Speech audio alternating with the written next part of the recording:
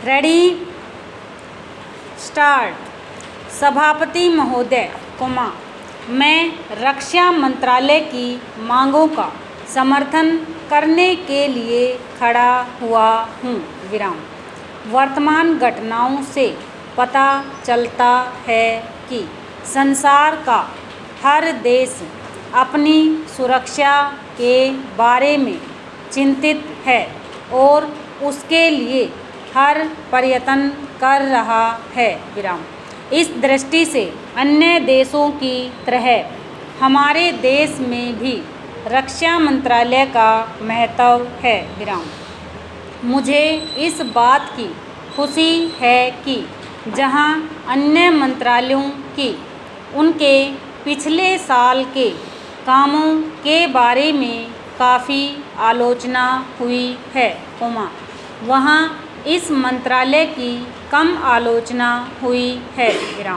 इससे पता चलता है कि इस मंत्रालय ने पिछले साल अच्छा काम किया है।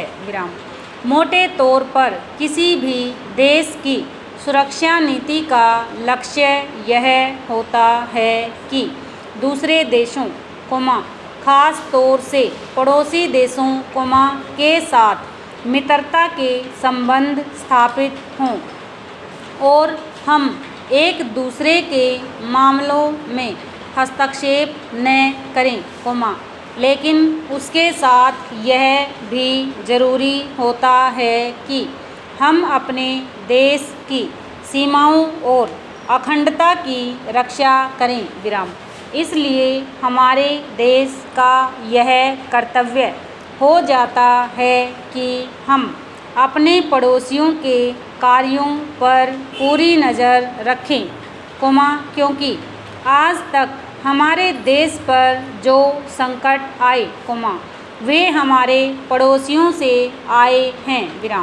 1965 में पाकिस्तान के साथ जो लड़ाई हुई और उसके बाद ताशकंद में जो समझौता हुआ, वह सिर्फ कागज़ पर ही रहा, पाकिस्तान ने उस पर कोई अमल नहीं किया। इस दृष्टि से बहुत ज़रूरी है कि हम अपने देश की सुरक्षा की हर तरह से व्यवस्था करें। हमारा उद्देश्य दूसरों पर आक्रमण करना नहीं है, लेकिन यदि हम पर कोई आक्रमण करे, तो हम में इतनी शक्ति अवश्य होनी चाहिए कि हम उसका डटकर सामना कर सकें। आज आप जानते हैं कि पिछले दिनों पाकिस्तान को अमेरिका और चीन से काफ़ी मदद मिली है।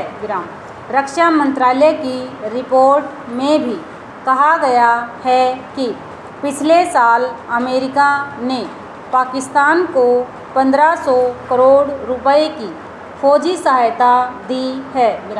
आज जहां हम फौजी सामान के लिए अपने कारखानों की मदद से अपनी शक्ति बढ़ाने का प्रयत्न कर रहे हैं, वहां पाकिस्तान संसार के देशों से फौजी सामान खरीद रहा है।